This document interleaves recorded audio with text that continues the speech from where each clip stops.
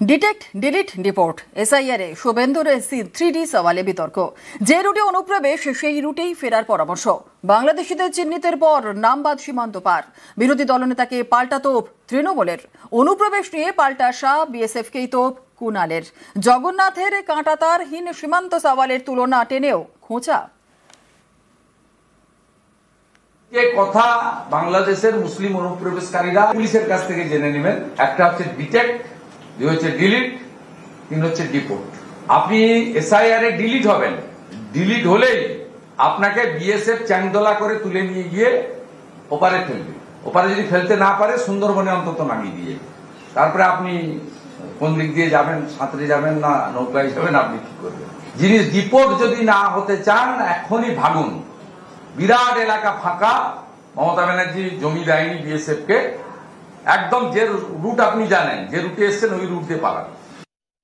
বাংলাদেশ থেকে যদি কেউ এসে ঢুকে থাকেন, ঢুকলেন কি করে? দায়িত্বটা তো শুভেন্দু অধিকারীর বস অমিত শাহ। বর্ডার লাইন থেকে 15 কিলোমিটারটা অ্যামেন্ড করে বর্ডার লাইন থেকে 50 কিলোমিটার বিজেপি বিএসএফ এর আন্ডারে নিয়ে নিল। তো তাহলে যদি এতখানি এরিয়া বিএসএফ এর আন্ডারে থাকে, তাহলে সেখানে বাংলাদেশ থেকে লোক ঢুকলো কি করে? আগে শুভেন্দুবাবু ঠিক করে নিন, আপনি ফেরত পাঠাবার কথা বলছেন, আর জগন্নাথ সরকার বলছে সীমান্তটা ভেঙে দিয়ে বাংলাদেশটার সঙ্গে মিশিয়ে নেওয়ার কথা। আগে আপনারা ঠিক করে আসুন। জগন্নাথ বাবু এমপি, আপনার থেকে বড় জনপ্রতিনিধি। এসআইআর চালু হতেই হাওয়া গরম। বিএলওদের জেল হুঁশিয়ারি শুভেন্দু অধিকারীর।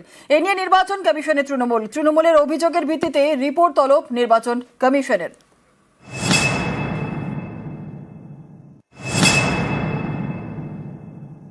বিহারে 52 জন বিএলও এখনো জামিন পায়নি।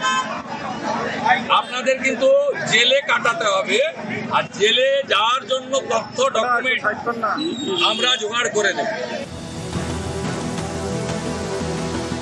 28 অক্টোবর থেকে রাজ্যে এসআইআর চালু হয়েছে। এই এসআইআরই এখন রাজনীতির হাতিয়ার। এ নিয়ে হাওয়া গরম, আক্রমণ পাল্টা আক্রমণ চলছে। এই এসআইআর প্রক্রিয়ায় গুরুত্বপূর্ণ ভূমিকা বুথ লেভেল অফিসারদের। কাজ শুরু করার আগে সেই বিএলওদের হুঁশিয়ারি। বিহারে 52 জন বিএলও এখনো জামিন পায়নি। আপনাদের কিন্তু জেলে কাটাতে হবে, আর জেলে যাওয়ার জন্য তথ্য ডকুমেন্ট আমরা জোগাড় করে দেব। এ নিয়ে রাজ্য নির্বাচন কমিশনে অভিযোগ জানিয়েছে তৃণমূল। অভিযোগপত্রে দাবি করা হয়েছে বিএলওদের হুমকি দিয়েছেন বিরোধী দলনেতা। সরকারি কর্মীদের ভয় দেখানো হয়েছে। বিরোধী দলনেতার এই বক্তব্যের প্রেক্ষিতে দ্রুত ব্যবস্থা নেওয়া হোক। বিএলওদের সুরক্ষায় পদক্ষেপের দাবি তুলেছে তৃণমূল।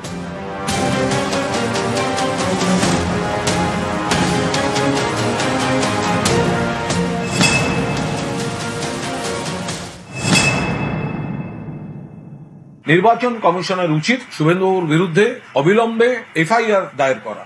শুভেন্দুবাবু কথায় কথায় হুমকি দিচ্ছেন এবং বিএলওদের উপর যে চাপ সৃষ্টি করা হচ্ছে, এমনিতেই নির্বাচন কমিশন বিজেপির দ্বারা প্রভাবিত, তার উপর এইভাবে যদি বিজেপির নেতারা হুমকি দিতে থাকে, তো তাহলে বিএলওরা কাজটা করবেন কিভাবে? আমি যা বলেছি বিহারের কথা রেফারেন্স আবার বলি, বিএলওরা তৃণমূল বিজেপি কোন দলের কথা শুনবেন না। ইলেকশন তো করতে দেন, বোঝা যাচ্ছে তো পায়ে কাটা পড়ে ঘেউ ঘেউ ঘেউ ঘেউ। ইলেকশন কমিশনের দায়িত্ব সুরক্ষা দাও, আর সুরক্ষা না দিতে পারলে আক্রান্ত হলে বিরোধী দলনেতার সাথে